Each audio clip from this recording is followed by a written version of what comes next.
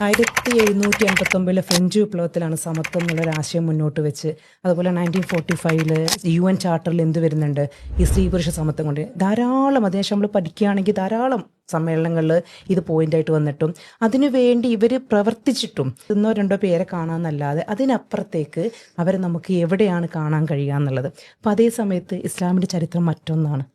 ഇതിലൊരു സാധനം കൂടി ആഡ് ചെയ്യാനുള്ളത്, ലെനിന് പറഞ്ഞു വെക്കുന്നുണ്ട്, ഇത് സാമൂഹിക മാറ്റം നടക്കണമെങ്കിൽ സമൂഹത്തിന്റെ പകുതിയും സ്ത്രീകളാണ്. ആ സ്ത്രീകളിൽ സാമൂഹികപരമായുള്ള മാറ്റങ്ങൾ ഉണ്ടായാലേ അത് സമൂഹത്തിന് മുതൽക്കൂട്ടാവുള്ളൂ. ഇത് പറഞ്ഞു വെച്ചതൊരു കോട്ട് ചെയ്തതൊരു CPM നേതാവ് ന്യൂസ് ചാനലിൽ പറഞ്ഞതാണ്. എന്നിട്ട് അവരോട് തിരിച്ച് ചോദിക്കുമ്പോൾ എന്നിട്ട് ഇപ്പോഴെന്താണ് കാണുന്നത് എന്ന് ചോദിക്കുമ്പം അവര് പറയുന്ന ഒരു മറുപടി ഉണ്ട്.